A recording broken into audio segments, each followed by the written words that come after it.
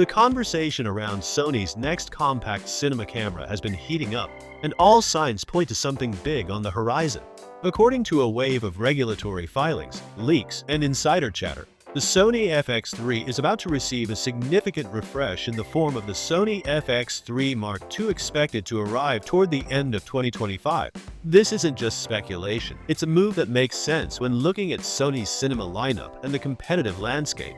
The original FX3 was praised for bringing cinema-grade tools to a compact, cage-free design, but it wasn't without its compromises. Now, Sony seems ready to correct those shortcomings while layering in innovations that could secure the FX3 II's place as one of the most versatile filmmaking tools available. The big question remains, will this next-generation model arrive in time to reclaim dominance in a field that has already advanced rapidly? Or will rivals like Panasonic, Blackmagic, and Canon steal the spotlight before Sony can deliver?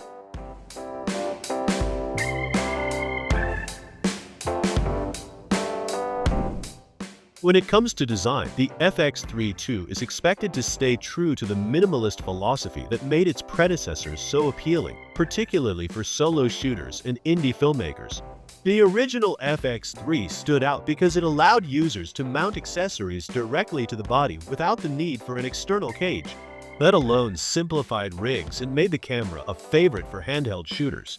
Early rumors suggest Sony won't abandon this approach. In fact, it may double down by adding more reinforced mounting points, improving durability, and refining ergonomics. A sturdier, weather-sealed body seems likely, with subtle but important tweaks to button placement to make the camera even more intuitive during demanding shoots. Cooling is another area where change could be coming. The original FX3 employed an internal fan to manage heat during long takes, ensuring reliability in extended recording sessions. While effective, the fan added noise, which some documentary filmmakers and sound-sensitive productions found frustrating. The FX3 II might introduce a more advanced heat management system, potentially refining the fan design, or even moving toward a fanless solution altogether.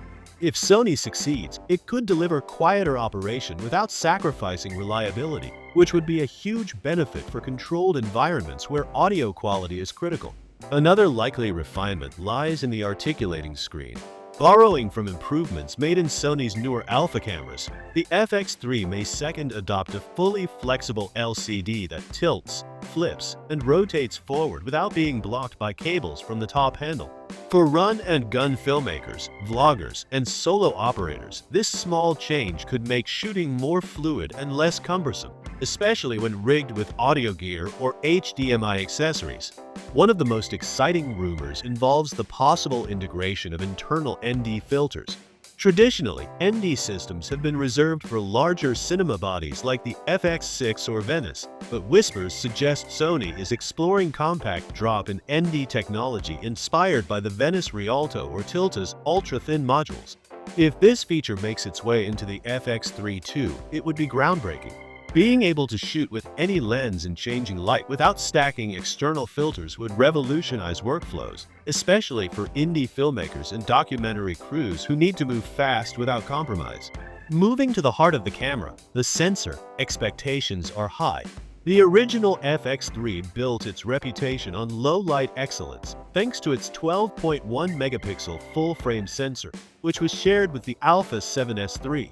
But the market has evolved, and many believe the FX3 II will need to step up its resolution game. Rumors suggest a 6K sensor is on the horizon, striking a balance between added detail and manageable file sizes. While 8K is being discussed, it comes with significant drawbacks like heat buildup and storage demands, issues Sony may want to avoid for this compact body. A 6K sensor feels like the sweet spot, detailed enough for reframing and cropping but efficient enough for real-world workflows. However, Sony faces the challenge of increasing resolution while maintaining the stellar sensitivity and shadow performance that made the FX3 beloved by night shooters and event filmmakers. Autofocus is another area where Sony is poised to shine. With the company's advancements in AI-driven subject tracking in cameras like the Alpha 1 and A9 III, the FX3 II is expected to inherit smarter algorithms for subject recognition. This means easier, faster, and more reliable face, eye, and subject tracking, even in unpredictable environments. For wedding shooters, documentary filmmakers, and solo creators without the luxury of a focus puller, this could prove invaluable. There's also talk of a global shutter sensor, which, if implemented, would eliminate rolling shutter distortions, a game-changer for sports, action, and drone cinematography. That said, global shutters often reduce dynamic range and low-light performance, so its inclusion remains speculative. Still, even without a full leap to global shutter, the FX3 II will likely offer faster readout speeds, improved frame rates, and better responsiveness overall. Perhaps the two most anticipated upgrades are open gate recording and internal RAW capture. These were glaring omissions from the FX3 and are now seen as essential for a modern cinema camera. Open gate recording allows the camera to capture the full 3:2 sensor area rather than cropping to 16:9 or 17:9. This is critical for today's multi-platform creators as it allows footage to be reframed into widescreen for YouTube, vertical for TikTok, or square for Instagram, all from the same master file. Anamorphic shooters also benefit as open gate makes full use of the sensor, preserving the cinematic look without wasted resolution. Internal RAW capture would be equally transformative. Currently, FX3 users must rely on bulky external recorders to capture RAW, which undermines the portability the camera was designed for.